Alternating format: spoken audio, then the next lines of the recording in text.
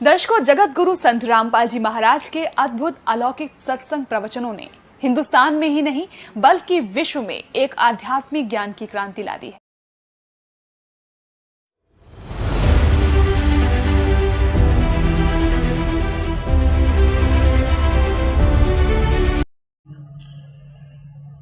अब क्या बता रहे हैं कि काशी शहर को छोड़कर परमेश्वर मगहर में जाके, मगहर स्थान से, मगहर एक स्थान है गोरखपुर जिला से, गोरखपुर शहर से 25 किलोमीटर की दूरी पर एक मगहर स्थान है। अब उसमें संत कबीर नगर नाम का एक जिला बन गया अलग से, मालिक के नाम से। उसमें वो मगहर स्थान है। वहाँ का राजा जो नवाब था बिजली खान थे। बिजली खान पठान मुसलमान थे और काशी नगर के राजा थे वीरदेव सिंह बघेल थे। और ये दोनों ही परमात्मा कबीर जी के शिष्य हुए थे। ये शिष्य कैसे हुए थे, थोड़ी सी इनकी घटना सुनाते हैं। एक समय मगहर स्टेट में, मगहर क्षेत्र में, बिजली खां पठान के राज्य में इतना सूखा गिर गया, तराही तराही मच गई, पशु पक्षी मरने लग गए। जितने भी हिंदू धर्म के, क्योंकि हिंदू और मुसलमान मगहर नगर के अंदर 50-50 हैं, पहले भी थे आज भी हैं। हिंदुओं ने अपने जंतर मंत्र सभी यज्ञ हवन कर लिए, साधु संत फकीरों से जंतर मंत्र करवा लिए, कोई बात बनी नहीं। मुसलमानों ने भी अपनी सारी क्रियाएं कर ली, थक गए। अब तो मृत्यु शेष नजर आवत थी। उसी समय किसी ने बता दिया कि काशी शहर के अंदर एक महान पुरुष रहते हैं, कबीर नाम है उनका। यदि वो रजा बख्श देंगे तो वर्षा हो सकती है, तुम्हारा जीवन रक्षा हो सकती है। वीरदेव सिंह बघेल ने 2 नौकर भेज दिए, सैनिक भेज दिए, सिपाही। और किसने, बिजली खां पठान ने 2 सैनिक भेज दिए काशी में। और वीर सिंह बघेल वहाँ का नरेश था, उसके नाम चिट्ठी लिख दी कि आपके शहर में कबीर नाम के कोई महापुरुष है और मैं सैनिक भेज रहा हूँ, कृपया इनके साथ घोड़ों पर बैठा के उस संत को हमारे यहाँ भेजना। ऐसे ऐसे हमारे ऊपर एक बहुत बड़ी आपत्ति आई है। तो जो ही वीरदेव सिंह बघेल ने वो चिट्ठी पढ़ी, क्योंकि वह शिष्य हो चुका था परमेश्वर कबीर जी के और वो भगवान के विधान से बहुत सा परिचित हो चुका था, उसने तुरंत चिट्ठी लिखी और सैनिकों से कहा कि चिट्ठी जाकर बिजली खां पठान को दे दो। चिट्ठी में क्या लिखा था कि बिजली खां, आप पूरा क्षेत्र आपका जीवन और मृत्यु से जूझ रहा है और संत को आप ऐसे बुला रहे हो जैसे एक नौकर को बुलाया जाता है। अरे भले पुरुष, कुछ विधान समझो, खुद आकर नाक रगड़ो, सहर्ष स्वीकार करो, आत्मा से पुकार करो, वो प्रसन्न होकर चलेंगे तो कुछ रजा बख्शेंगे। यदि मैं बाई ऑर्डर भेज भी दूंगा और उन्होंने रजा नहीं बख्शी, भले पुरुष, कैसे कल्याण होगा तेरा। तो वो समझ गया तुरंत। उसी समय सेना लेकर 10-20 अपने अंगरक्षक और घोड़े पर सवार होकर तुरंत वहां से चल पड़ा। वीर सिंह बघेल से मिला, वीर सिंह बघेल के साथ फिर वहां गए, परमात्मा के चरणों में दंडवत प्रणाम किया दोनों ने। तब परमेश्वर को उस वीरदेव सिंह बघेल ने परिचय कराया कि महाराज जी, ये बिजली खां पठान नगर स्टेट के यानी रियासत के ये नवाब हैं, इनके ऊपर ऐसी आपत्ति आई है, भाई बता तू अपने मुख से कह। तब उन्हें सारा दुख रोया कि महाराज, कति अंतिम घड़ी में है सब, सारी की सारी जनता और कुछ समय के मेहमान हैं, दया करो, वर्षा नहीं हो रही है, आप रजा बख्शो दाता।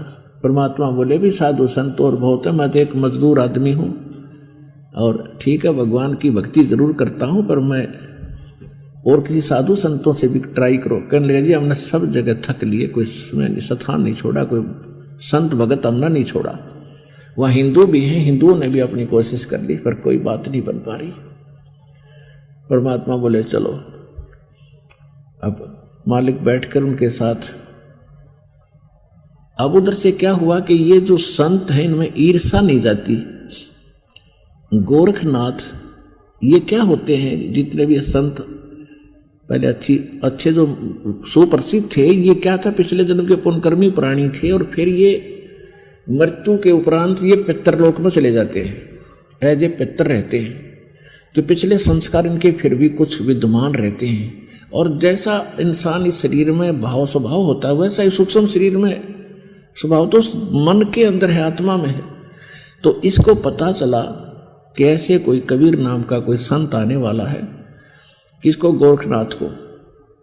और वो अगर उस क्षेत्र में वर्षा करा देगा, क्योंकि गोरखनाथ का गोरखपुर जो स्थान है वहाँ उसका बहुत ज़्यादा प्रभुता रही है, गोरख टीला भी बना हुआ वहाँ पर। तो इसको वहाँ उस पितरलोक में भी चिंता बन गई, इज्जत और बेइज्जती की। और वहाँ से एक साधु रूप बना के, और मगर के बाहर एक छोटा सा तालाब था, खेतों में छोटी सी जोड़ी होती है इस क्षेत्र में, खासकर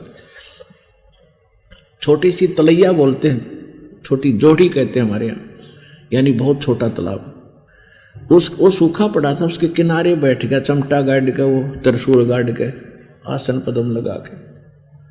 जब परमात्मा ने देखा कि ये, वो तो जानी जानते, पता था ये कौन है, आम जनता तो नहीं जानती थी। परमात्मा ने कहा कि वीर बिजली खां, घोड़ा रोको रोको रोको, सारे रुके। अरे महापुरुष आए तुम्हारे, आप ही इनसे अर्जी नहीं लगाई तुमने, ये तो पता नहीं क्या करते हैं, ऐसे पहुंचे हुए सद पुरुष है। तो बिजली खां पठान, क्योंकि हमारी एक वैसे भी एक वृत्ति बनी हुई है, हमारा स्वभाव बना हुआ है। हम साधु उसको मानते हैं जिसने बड़ी सी जटा रखा रखी हो, बड़े बड़े बाल हों, एक लंगोट बांध रखा हो शरीर पे, राख रूख रमा रखी हो, ढूंढे दाने पर गात फूक रखा हो, हम सोचते साधु वही है। तो परमात्मा ने सोचा था इनका फेर फड़कना रह जाए, देख लिया था साधु सब ने, उन वीर सिंह बघेल ने भी देख लिया था कि बैठा है। तो परमात्मा को पता था इनके मन में दोष रहेगी कि इससे ना होगा तो इससे करवा लेंगे, तब तक वो करें नहीं जब मन में दो भाव रहेंगे तुम्हारे। तो परमात्मा ने सोचा पहले यह फड़क निकलवा दें इसकी। तो उन्होंने कहा कि बिजली खां पठान, अर्ज करो इनसे, ये तो कुछ भी कर सकते हैं, ऐसे सिद्ध पुरुष देख लो, इनके चेहरे से लगता है बड़े पहुंचे हुए महापुरुष है। अब सुना के कह रहे थे गोरखनाथ को, गोरखनाथ फूल गया, डोडा हो गया। अक्यों तक मना संत पाए तो मन ने सरा मेरे को प्रशंसा कर रहे थे। तो वीर सिंह बिजली खां पठान ने जाके प्रणाम किया, कहा कि महाराज ऐसे ऐसे बुरा हाल हो गया हमारा, त्राही त्राही मच गई है, काफी समय से वर्षा नहीं हो रही है, दया करो वर्षा करा दो, कोई जल व्यवस्था करो। गोरखनाथ जी उठे, वो त्रिशूल गाड़ रखा था जमीन पर, वो निकाला, उस जोड़ी के बीच में जाकर त्रिशूल मारा ऐसे जमीन में और फिर निकाल दिया। उसमें से एक जल स्रोत निकला और वो तलैया भरगी, वह तलैया भरगी। तो परमात्मा बोले कबीर जी देखो भाई रे, तुम कहाँ घूम रहे थे, तुम्हारे गांव के गोरे बैठे महापुरुष जो कर दिया ना पानी पानी। अब वीर सिंह वो बिजली खां पठान कहने लगा महाराज उस सिद्ध पुरुष से कि महाराज इससे तो एक दिन के भी पशु ना तृप्त हो सकते, वर्षा कराओ दाता। तो गोरखनाथ क्या कहता है कि तुम्हारे भाग्य में वर्षा नहीं है, तुम्हारे पुण्य शेष नहीं है, अभी तो 2 वर्ष वर्षा और नहीं हो सकती। वो आपके वहाँ कोई पुण्य नहीं है इस क्षेत्र के लोगों के, और मैंने ये अपने कोटे से दे दिया। और कोई ज़्यादा तुम्हारे पास कोई समर्थ है तो उससे बात कर लो जाके, यानी अपने तो बढ़ाओ, किससे नहीं माना था ताकतवर। होता हो गया फ्यूज। अब वो उनको पता लगी गया था कि इससे काम कैसे क्या चलेगा, एक सारे पशु एक बार पी जाएंगे इसको। तो तब उनकी फड़क निकली और कहा भगवान आप दया करो। कौन? वो बिजली खां पठान और साथ में नगर के लोग भी आगे काफी पता लगा महाराज आन लग रहे हैं, सारे निकल के आगे, क्यों मरे सब कुछ भूखे प्यासे। तो परमात्मा बोले भाई ठीक है, मैं तो एक भगत आदमी हूं, अर्जी लाऊंगा भगवान तो जब सुन ली तो मेरी। जहां वो बैठा था गोरखनाथ उससे 100 फुट दूरी पे परमात्मा बैठ गए ध्यानमग्न होकर, एक सिर्फ लीला कर रहे थे और कहा भी तुम अपने घर न जाओ सारे, मैं अर्जी लाऊंगा जब मेरी सुन ली तय। इब कैसे जाओ? सबके पैरों तले की धरती खिसेगी कि मैं वर्षा उर्सा हो तो चलना। अरियो महाराज आड़े बैठ गया, आगे भी ना चाहता। परमात्मा बोले तुम जाओ भाई, ना रास्ते में भीग जाओगे, बच्चे भी तुम्हारे साथ। वो उनका ना समझ में आई। कुछ चल पड़े, कुछ आसपास खड़े थे। इतने में क्या देखा नो, बादल आए गरज के, काली घटा छाएगी और मूसलधार वर्षा होने आएगी। ठोक दिए सारा कुछ अक्षेत्र। बोलो सतगुरुदेव। जल जल कर दिया 1 घंटे के अंदर, कति फुल्लम फुल। सारा गांव उमड़ के चरणों में गिर गया। गोरखनाथ आकर चमटा जाता रहा। अगिया कीर्ति मैं तो कह रहा था कि 2 वर्ष तो वर्षा नहीं हो गई, यो डूंडा ठा दिया। इस नाथ जय समर्थ सतगुरु जो चावे सो करही, और 14 कोट दूत जम डरही। ऊत भूत चमत्रास निवारे, और चित्रगुप्त के कागज पाड़े। ये समर्थ कबीर भगवान है। इस प्रकार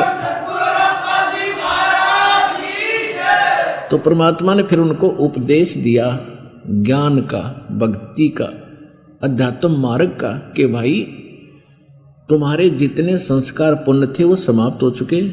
अब तुम्हारा पूरे क्षेत्र का विनाश होना था, भूखे मर कर मरना था, टक्कर मार मार कर। तुम्हारे पर रहम हुई, किसी महापुरुष ने, किसी पुण्यात्मा ने तुम्हें मुझ दास का पता बता दिया और मेरी अर्ज भगवान ने सुन ली। तो बिजली खां पठान और गांव के नगर के सभी लोग कहने लगे मालिक नू ना कहो, अब नहीं मान सकते कि आपसे अतिरिक्त कोई परमात्मा है। अब पुण्यात्मा जिसकी जो जान बचा उसका तो भगवान, और वैसे भी रियल में भगवान थे ही थे, फिर भी वो समर्थ थे। समर्थ अपनी बड़ाई कभी नहीं करना चाहता, लेकिन उसके गुण प्रगट हुए बिना रहा नहीं करते। तो सभी ने जब ज्ञान सुना कि भाई तुम एक पिता के बच्चे हो, ये हिंदू और मुसलमान तुम आप पर बन गए, तुम भगवान के लिए ही बटे हो, भक्ति करो। तुम एक पिता की संतान हो। हिंदू और मुसलमान का खुदा 2 नहीं है, भगवान 2 नहीं है, एक ही प्रकार के मनुष्य हैं, एक ही प्रकार की बहनें हैं, सब एक प्रकार की माताएं हैं। तुम आपस में अलग अलग बनकर बैठ के दुश्मन बन बैठे। तो उन्होंने कहा कि कभी आप धर्म के नाम पर झगड़ा नहीं करोगे, नहीं करेंगे। कभी भी आप जीव हिंसा नहीं करोगे। सब ने कहा जी नहीं करेंगे, क्यों पाप करते हो तो अब तुम सारे मरोगे। तो सब ने उस समय सारी स्वीकृति दी। फिर गांव में नगर में लेकर गए मालिक को। वहाँ एक व्यक्ति था, 65 साल की उम्र वाली थी। उसकी पत्नी के उसकी पत्नी की माहवारी भी बंद हो चुकी थी। और एक का मात्र रट लगा रहा था भगवान संतान दे। उसकी पत्नी भी रोए बुरी तरह, भगवान औलाद नहीं, औलाद नहीं। तो परमात्मा ने आशीर्वाद दे दिया, भाई ये तो चल खिलौना दे दूंगा पर भक्ति भी कर लो। उसके 10वें महीने उस माई का लड़का हो गया। ये दास वहाँ गए थे पर्सनली बहुत से भक्तों को लेकर के मगहर के अंदर। तो मगहर के अंदर जब परमात्मा वहाँ गए हुए थे तो हमने जो पता किया उन्होंने बताया ऐसा ही जो हम सुना करते थे कि यहाँ एक पूरा मोहल्ला है, मोहल्ला यानी एक पूरी कॉलोनी है जो परमात्मा के नाम से उस मोहल्ले का नाम है। उस मोहल्ले का नाम है कबीर करम मोहल्ला। कबीर करम मोहल्ला यानी कॉलोनी। कबीर परमात्मा का, करम माने रहम, फारसी में करम माने रहम, यानी परमात्मा के रहम से बसा हुआ मोहल्ला कबीर करम मोहल्ला आज भी विद्यमान है। तो ये सुख और न्यारा दिया, और भी बहुत से परमात्मा ने ये सुख दिए। तो बिजली खां पठान और वहाँ के जितने थे सभी परमात्मा के शिष्य बने, हिंदू और मुसलमान।